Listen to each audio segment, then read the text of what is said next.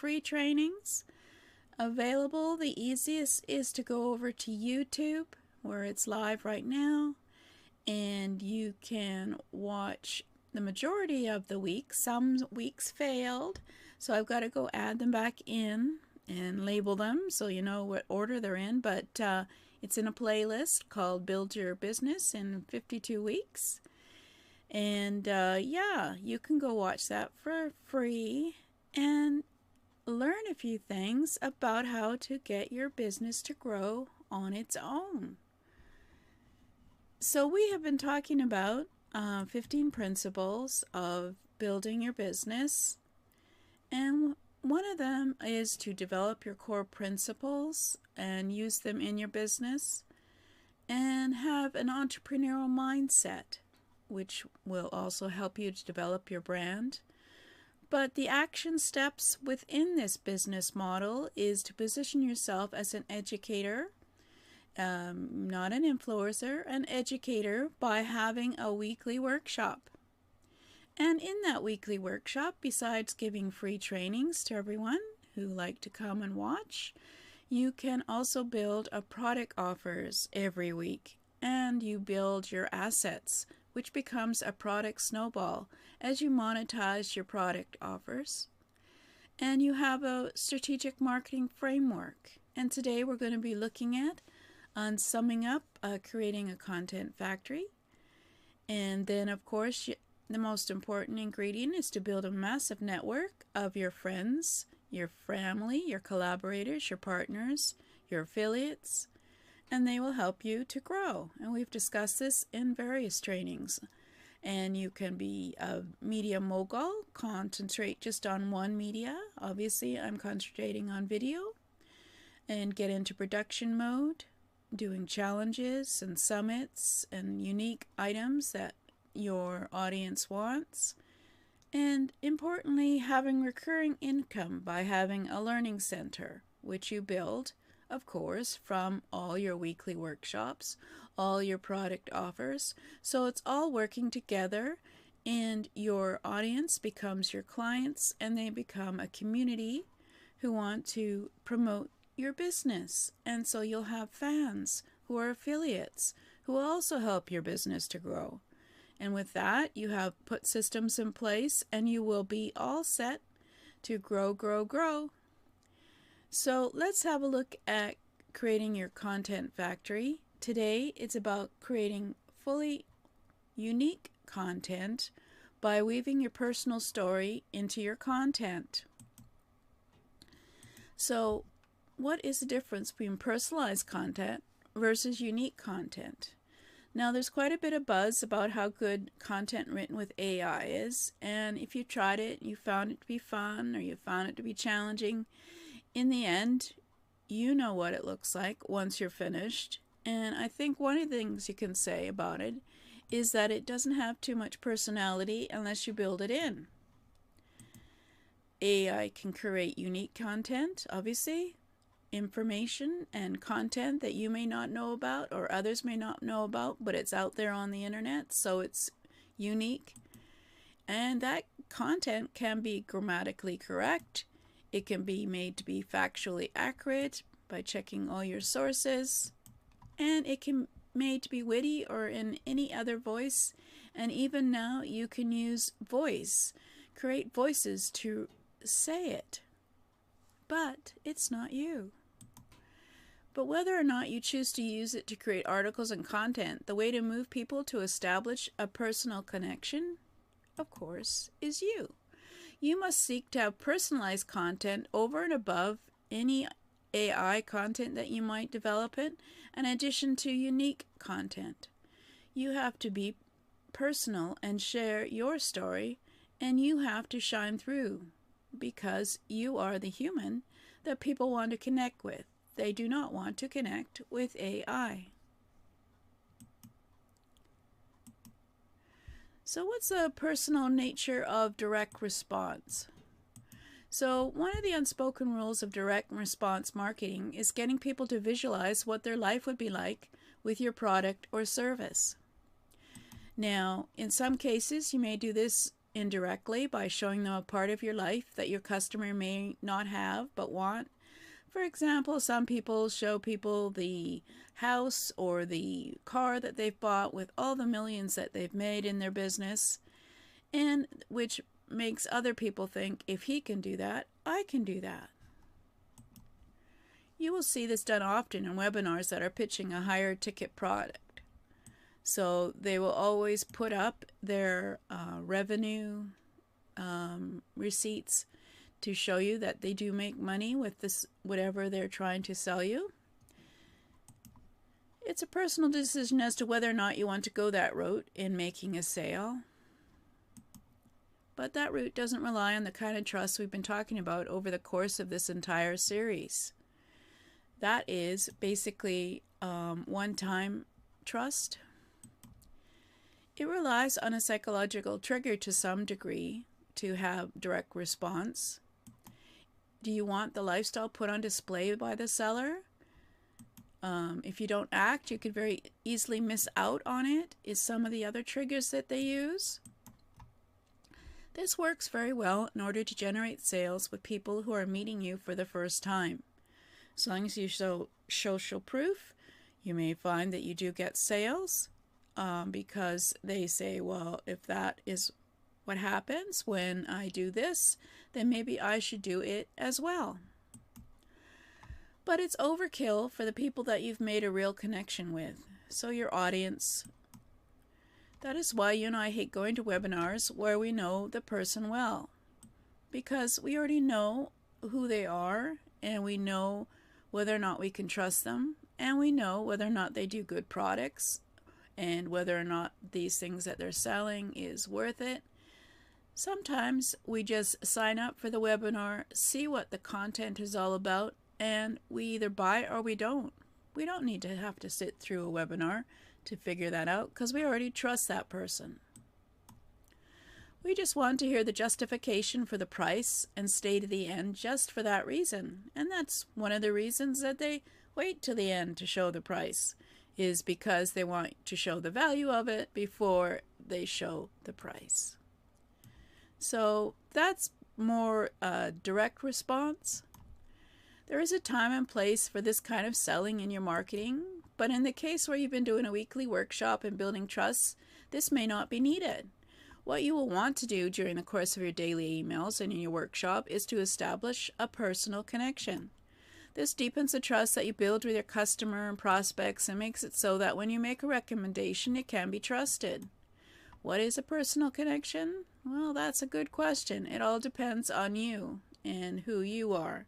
Whether or not you're going to be on camera, whether or not you're going to answer their questions during a webinar, whether or not you're sharing something for free, but also making offers, and when they buy the offer, it works, then they can trust you, etc. So it's all about your personal connection.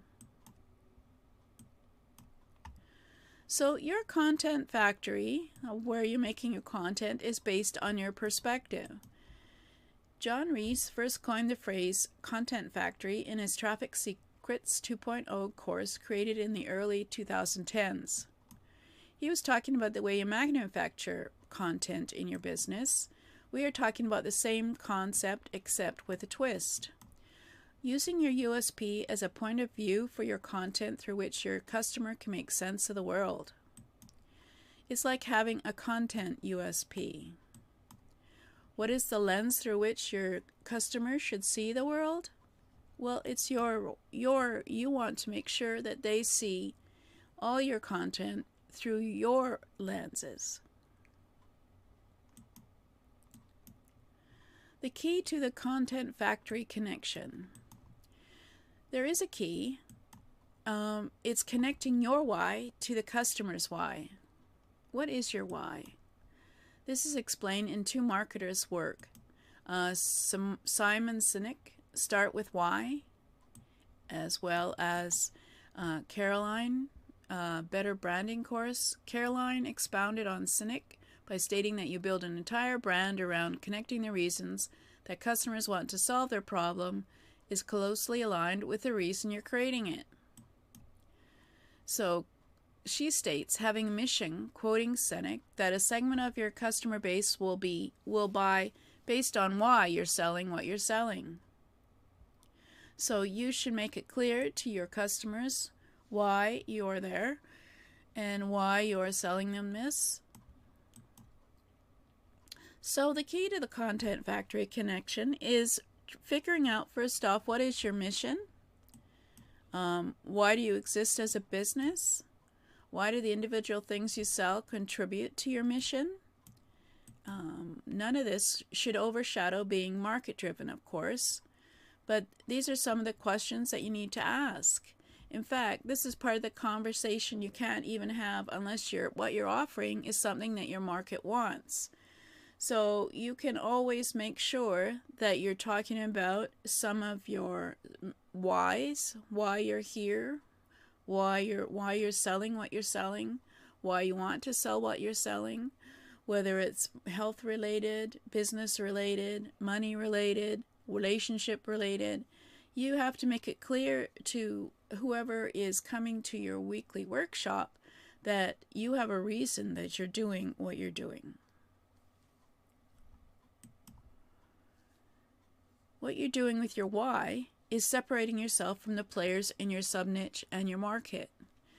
Because you'll ask yourself, have you ever seen any other guru explain their why, unless they're in personal development, why they're here? Sometimes you wonder why some people are here, because they seem to go and sell all kinds of things depending on what's for sale, what's the hottest market, and they're doing affiliate marketing without really any purpose, and that is not someone that you can trust, because they usually have issues with customer support and the effectiveness of what they're selling, etc., especially if you buy it and there's an issue and they don't come back and help you and give you support. So it also takes you out of competition with other players if you're separating yourself by explaining what your why is. So what's my why? Well, I have my personal why, of course. I'd like to make some business, to have revenue, to support myself and my husband so that we can retire comfortably. But my why to help others is that, of course, I want to share with them the experience that I have in business, making sure that they do it the smart way, the wise way, and of course be unique, be visible, be authentic, and be consistent in what they do in terms of their business. So this is one reason that I've done this for 55 weeks so far, is to just show that it is possible to do these things on a weekly basis. So go one step further with why for more connections. Go one step beyond and reveal why your why is your why. Well, I guess I just did that. This won't connect with everyone, but we'll connect with some people, especially the ones who want whatever it is that you want to give them and you want to support them with and you want to develop their skills with. In most cases, it comes from some kind of negative experience you've overcome that others want to overcome also. Oh, okay, so we got to tell you the why for my why. So my why for being on camera is not because I like being on camera.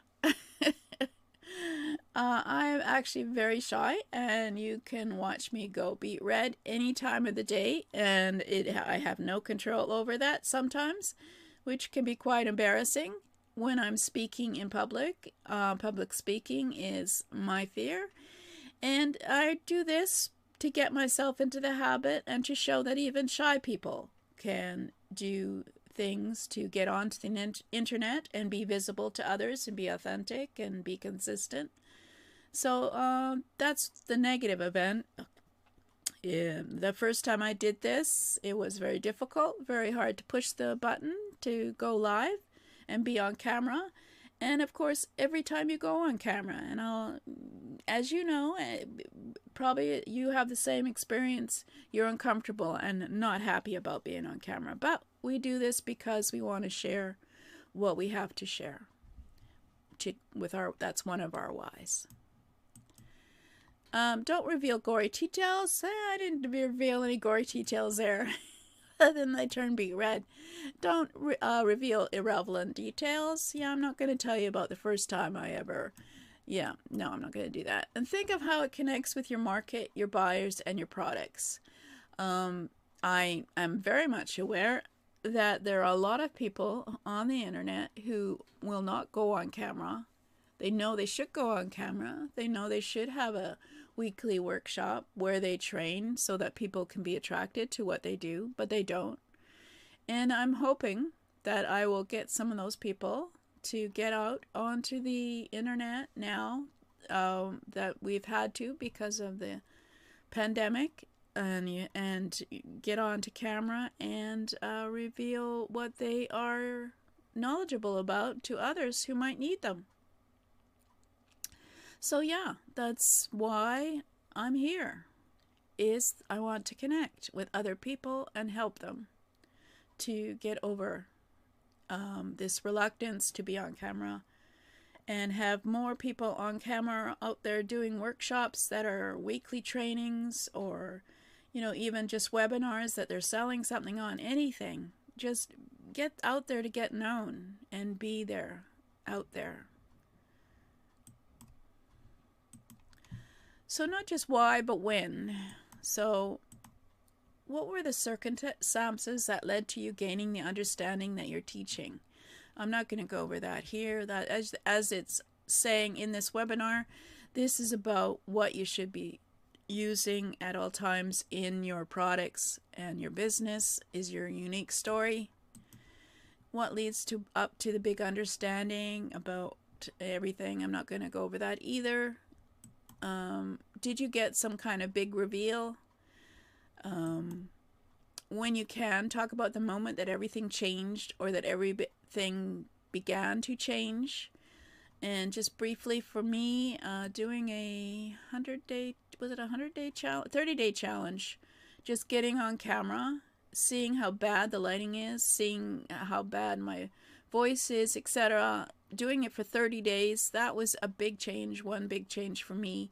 After that, it was fairly easy to get on camera, but I did improve the lighting. There are some people who will be able to relate the period of time that things changed for you. And this is some of the perspective that some of your marketing will be done that will separate you from the others in your niche. So focus on connecting and not just competing with others. You have to, when you weave in your personal story, you are no longer comparable to others in the marketplace. You are unique, having your own story. So that does not mean that you can't meet what the market is demanding. Of course, you can go out there and help the market with what they want. If you're teaching about a subject, that subject must be in demand and your product must be do what is needed. And of course, it's easy enough to find out if that's true by teaching it and finding out if anyone is interested. But at the same time, you can't react to every market change that others make in your sub-niche. So just because everyone is talking about AI and doing trainings on AI does not mean that you have to do trainings on AI. You keep doing what you need to do for the market. You must adjust based on your own mission and how you see what needs to be done. And most of this will take place in your weekly workshop and your daily email newsletter. When to connect. When to connect with your market. There is no need to dump all of these things on your customer and prospects at once. You do not need to tell your personal story, your challenges, every time you're on the internet. But you should always be looking to share a part of your story in your training. You should be looking to share your story in your content, whether it's your podcast, your blog posts, or your videos. You will find it easiest to do this by email in your daily newsletter. And in some cases, it will make sense to include on your sales pages and sales videos if you're looking at a change in what you did and how you were successful. And naturally, you'll include this in your webinars to show how your why is also similar to their why for what they want to do. So, weaving your personal story into your content, you should share the story of how you got started on the internet, share the story of why you got started on the internet, which is different from how. Share the story of when everything changed for you. Share your story of what you consider to be your definition of success. Share your story as to how it reflects your USP and why you are unique from others. And share your challenges, your triumphs, your stumbling blocks, your wins, your losses, your being stuck, your implementing, and just be the unique person you are. It should always be reflected in everything you do, so that whenever anyone sees any of your workshops or sees any of your products or sees any of your learning center, they know that your learning center and everything is reflected by your brand. So yeah, your story should be reflected in your values, your mindset, your brand, your weekly workshop, in your products, in how you market, in your content, and when you connect with others, as well as in the media and any challenges or summits that you do in production mode, and your learning center, so that this will create a unique online community that reflects your values and is consistent with what you want to do as well as what they want to do. So you're always making sure that they are the priority, and what you want is not necessary, it's what they want. And you can certainly find that out when you make product offers every week. So that's about it for today for creating content and weaving your story.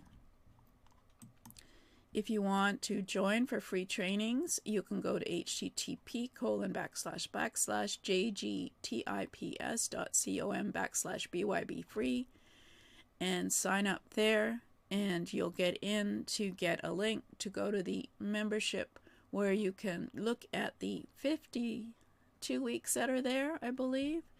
And I'll be adding this one as 55, 54, and 53.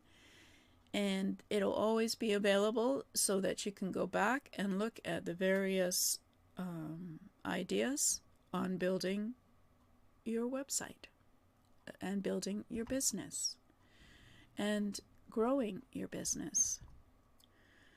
So that's content, how to make it unique, and I guess one day I should have a video talking about my challenges and what I believe in and all that kind of thing. But for now, that's all for me today. And next time, what was it? Oh, network. Your network. How to get it. How to build it. There we go. See you later.